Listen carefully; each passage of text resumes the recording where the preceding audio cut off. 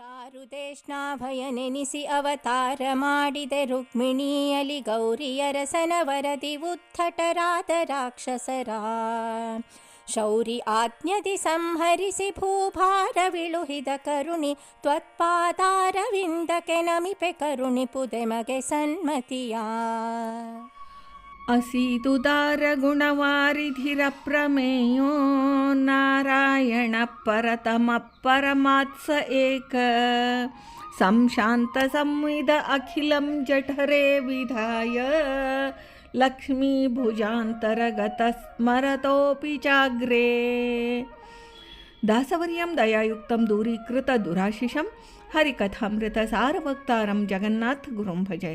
ಶ್ರೀ ಹರಿಕಥಾಮೃತ ಸಾರ ಅನುಕ್ರಮಣಿಕಾ ಸಂಧಿ ಪದ್ಯ 5. ಚಾರುದೇಶ್ನ ಹನಿಯೇ ನೆನೆಸಿ ಅವತಾರ ಮಾಡಿದಿ ರುಕ್ಮಿಣಿಯಲಿ ಎಂಬ ಈ ಪದ್ಯದಿಂದ ಶ್ರೀ ಜಗನ್ನಾಥದಾಸಾರ್ಯರು ವಿಘ್ನೇಶ್ವರನ ಮಹಾತ್ಮೆಯನ್ನು ಇನ್ನೂ ತಿಳಿಸುತ್ತಾರೆ. ಶ್ರೀ ವಿನಾಯಕನು ದ್ವಾಪರ ಯುಗದಲ್ಲಿ ಶ್ರೀಕೃಷ್ಣ ಪುತ್ರನಾಗಿ ರುಕ್ಮಿಣೀ ದೇವಿಯರಲ್ಲಿ ಚಾರುದೇಶ್ನ ಎಂಬ ಹೆಸರಿನಿಂದ ಅವತಾರ ಮಾಡಿದನು. ಚಾರುದೇಶ್ನ ಸುತ ಕೃಷ್ಣೋ ಸಮಂ ಪೂರ್ವ ವಿನಾಯಕ. ಇದು ಅಂತಾವತರಣ ಗ್ರಂಥದ ವಾಕ್ಯ.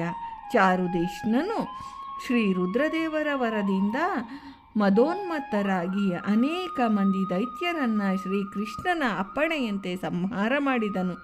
ಆ ರಾಕ್ಷಸರೆಲ್ಲರೂ ಮರಣ ಬಾರದಂತೆ ಶ್ರೀ ರುದ್ರದೇವರಲ್ಲಿ ವರವನ್ನು ಪಡೆದಿದ್ದರು. ಅವರು ಅಜ್ಞಾನದಿಂದ ಶ್ರೀ ರುದ್ರದೇವರೇ ಲಯಕಾರನೆಂದು ತಿಳಿದು ವರವನ್ನು ಬೇಡಿ ಪಡೆದವರು. ರುದ್ರದೇವರು ಲಯಕಾರಕರಲ್ಲವಾದ ಕಾರಣದಿಂದ ಚಾರುದೇಶ್ನನ ದ್ವಾರ ಶ್ರೀಕೃಷ್ಣನೇ ಅವನಲ್ಲಿ ಅವಿಷ್ಟನಾಗಿದ್ದು ಆ ದೈತ್ಯರನ್ನೆಲ್ಲ ಸಂಹರಿಸಿದನು. ರುದ್ರದೇವರ ವರದಿಂದ ಸೊಕ್ಕಿದ ಆ ದೈತ್ಯರು ಭೂಭಾರವಾಗಿದ್ದರು. ಅಧರ್ಮಿಗಳಾದ ಆ ದೈತ್ಯರ ಸಂಹಾರದಿಂದ ಭೂಭಾರ ಇಳುಹಿದಂತಾಯಿತು. ಶೂರಸೇನ ಮಹಾರಾಜನ ಮೊಮ್ಮಗನಾದ್ದರಿಂದ ಕೃಷ್ಣನಿಗೆ ಶೌರಿ ಎಂದು ಹೆಸರು.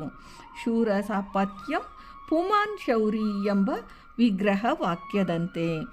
ಇಂತಹ ಭೂಭಾರವಿಳುಹಿದ ಚಾರುದೇಶ್ನನು ಭಕ್ತರ ವಿಷಯದಲ್ಲಿ ಪರಮ ಕರುಣಾಳು. ಅವನ ಪಾದಾರವಿಂದಗಳಿಗೆ ಎರಗಿ ಅವರಿಗೆ ಸಮೀಚೀನವಾದ ಜ್ಞಾನ ಕರುಣಿಸಲೆಂದು ಪ್ರಾರ್ಥಿಸಿದ್ದಾರೆ ಶ್ರೀ ಜಗನ್ನಾಥದಾಸಾರ್ಯರು. ಭಾರತೀ ರಮಣ ಮುಖ್ಯ ಪ್ರಾಣಾಂತರ್ಗತ ವೃಂದಾವನ ವಿಹಾರಿ ಶ್ರೀಕೃಷ್ಣಾರ್ಪಣಮಸ್ತು.